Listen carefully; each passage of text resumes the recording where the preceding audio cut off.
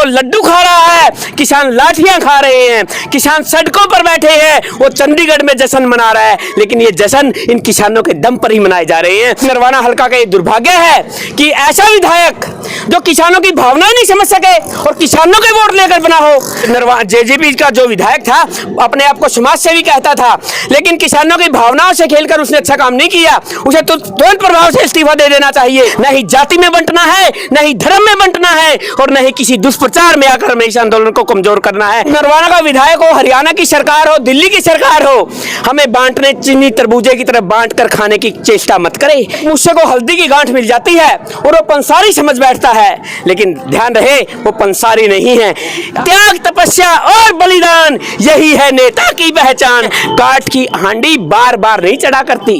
आता कि गांव बसाए हो, पैर पड़े तो जानिए आगे देख लेंगे।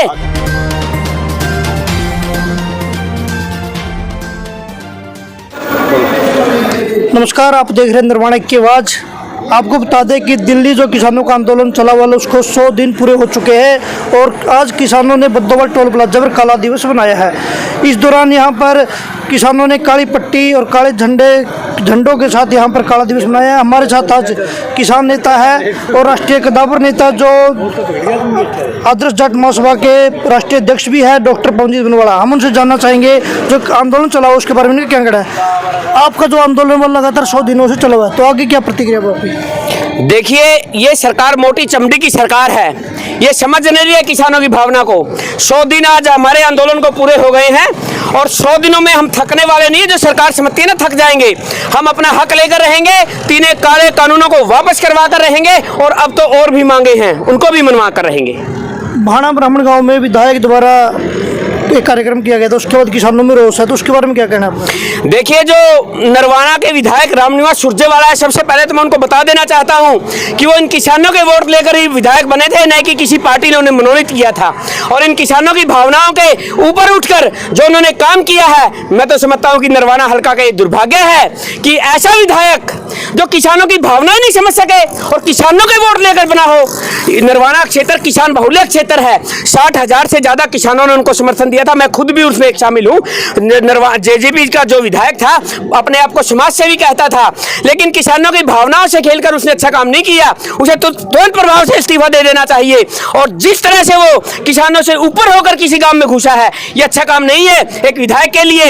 इस तरह तानाशाही रवैया अपनाना, इस तरह जो ये सामंतवादी रवैया उसने अपनाया है सामंतवादी लोगों के साथ मिलकर, ये अच्छी बात नहीं है। और जो इसका जन्मदिन के बात बताऊं, वो लड्डू खा रहा है, किसान लाठियां खा रहे हैं, किसान सड़कों पर बैठे हैं, वो चंडीगढ़ में जश्न मना रहा है, लेकिन ये जश्न इन किसानों के दम पर ही मनाए जा रहे हैं। मैं बता देना चाहता हूं उस किसान विरोधी विधायक को, किसानों के बीच आकर इस बात के बारे में माफी मांगे, वरना तुरंत प्रभाव से इस्तीफा दे।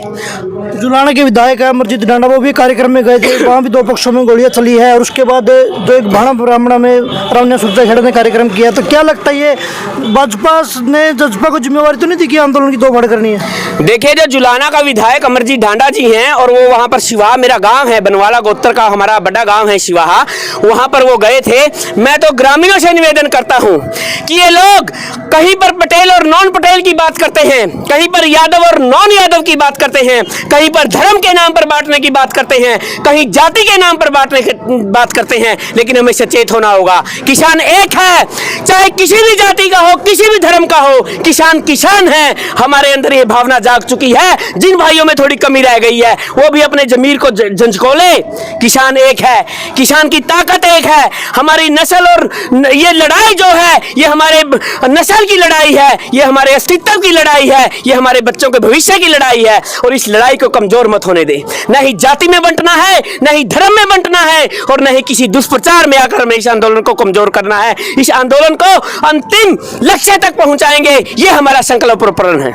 क्या लगता है आपको, रामनिवास सुरजेवाला जो विधायक हो, कहीं ना कहीं राजकुमार सैनी उत्तर अपने उनकी जो जाट नॉन जाट की राजनीति, उस पर इस हिसाब से नहीं चल रहे हो? देखिए रामनिवास जी, ये मैं बता देना चाहता हूं, नरवाना का विधायक हो, हरियाणा की सरकार हो, दिल्ली की सरकार हो, हमें बांटने चीनी तरबूजे की तरह बांट कर खाने की चेष्टा मत करे, ये कुप्रयास मत करे। हमें जवाब देना आता है।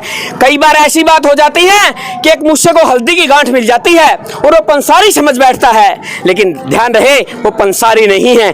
असली ताकत ये किसान है, असली ताकत ये जनता है। इस जनता के दिल में जगह बनाइए, जनता के लिए कुर्बानी करना सीखिए, त्याग करना सीखिए। त्याग, तपस्या और बलिदान, यही है नेता की पहचान।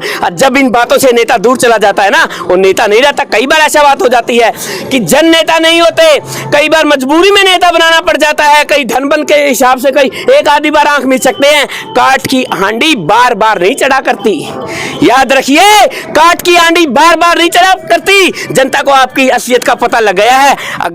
वो एक बार कहा था कि गांव बसाए वो पैर पड़े थे जानिए, आगे देख लेंगे, हमारे बीच में है। और मैं बता देना चाहता हूं, जनता के दिलों में निवास करने वाले लोग हैं। अगर अपनी पर आ गए तो विधायक और सांसद और जो ये सत्ता से चिपके हुए लोग किसान आंदोलन को तोड़ने की बात कर रहे हैं, किसानों को धर्म और जाति के नाम पर बांटने की बात कर रहे हैं, उन सबको सबक सिखाना भी हमें आता है, इस जनता को आता है। लोकतांत्रिक प्रणाली है, जनता द्वारा चुनी हुई सरकार है, जनता की भावनाओं की कदर तो करनी ही पड़ेगी।